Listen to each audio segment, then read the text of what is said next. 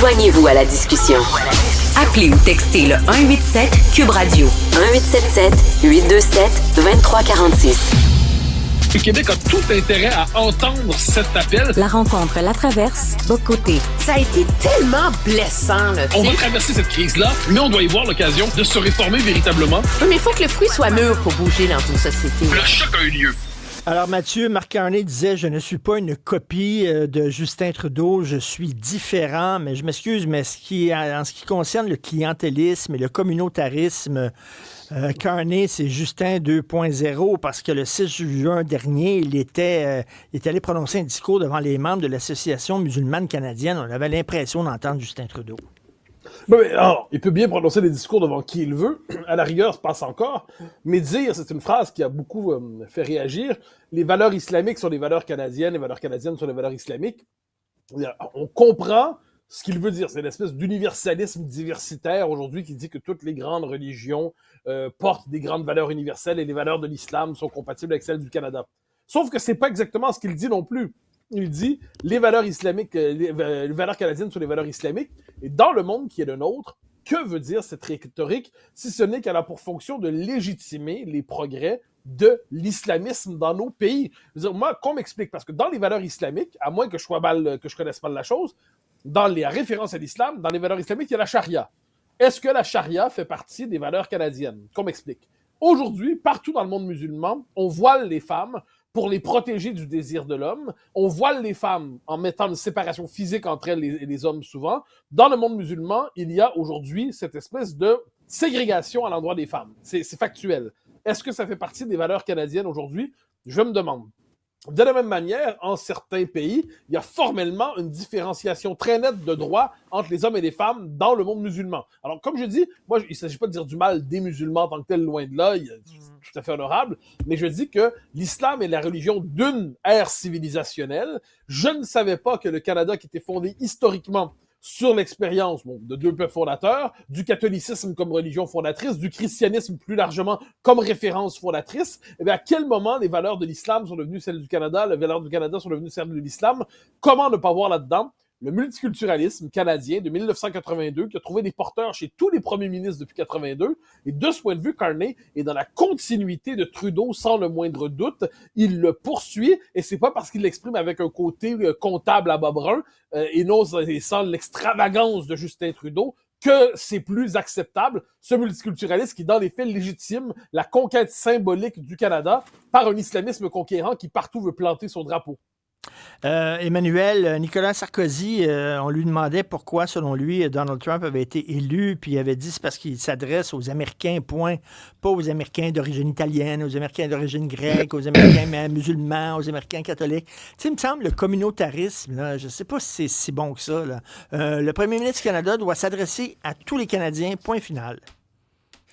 Non, mais le communautarisme, ça fait longtemps qu'il est ancré dans la culture politique au Canada, malheureusement. Et donc, c'est une réalité, là. On est le seul endroit au Canada où on ose remettre ça en question de manière formelle, c'est chez nous au Québec.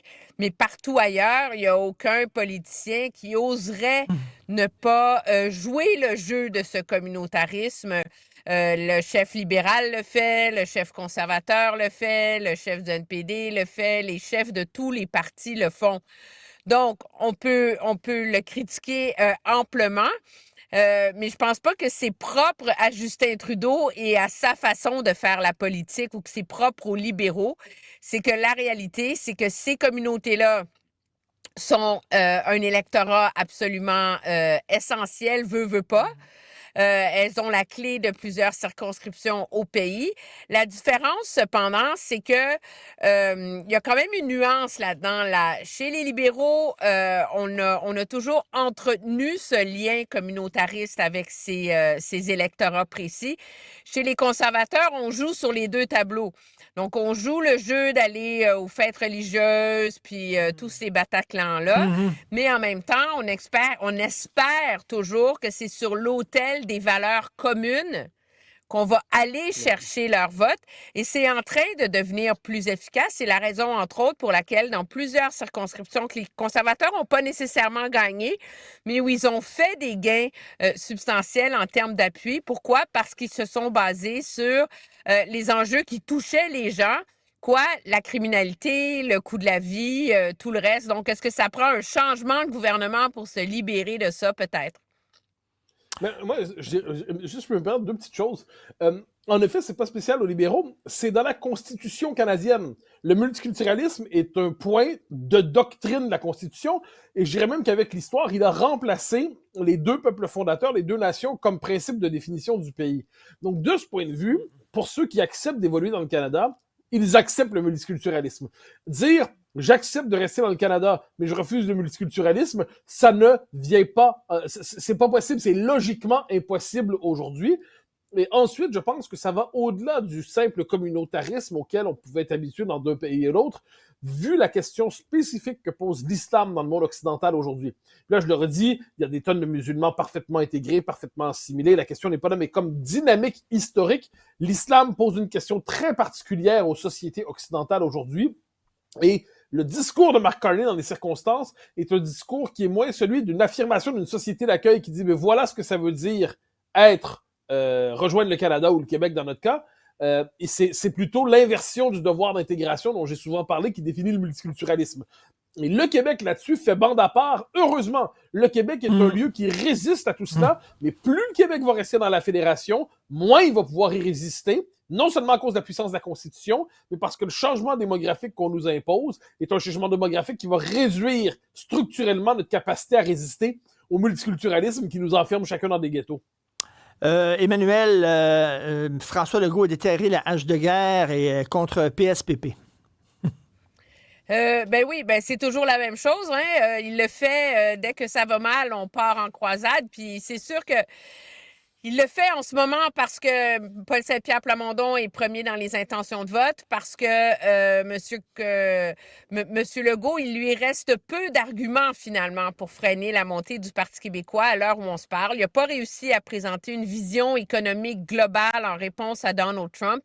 Il n'a pas réussi avec une vision, tu sais, le Québec est à la croisée des chemins, nous devons X, Y, Z, comme le fait qu'on l'aime ou pas Mark Carney, comme le font Doug Ford, les autres premiers ministres. Monsieur Legault, lui, est comme plutôt désemparé face à ce qui est arrivé dans les derniers mois, n'a pas su adapter son discours et s'accroche toujours à l'idée qu'un jour, ça va finir par aller mieux dans les services publics, ce qui n'arrive pas.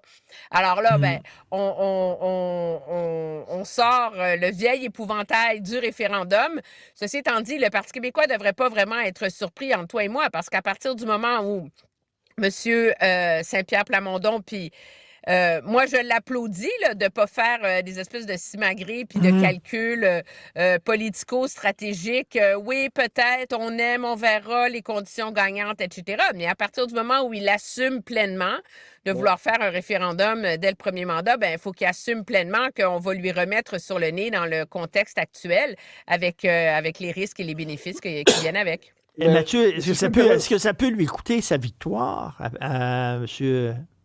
Non, mais moi, c'est que je trouve ça un peu absurde, si je peux me permettre. C'est-à-dire, Emmanuel a raison de dire qu'il est probable, il était certain qu'on lui ressorte la cassette référendaire.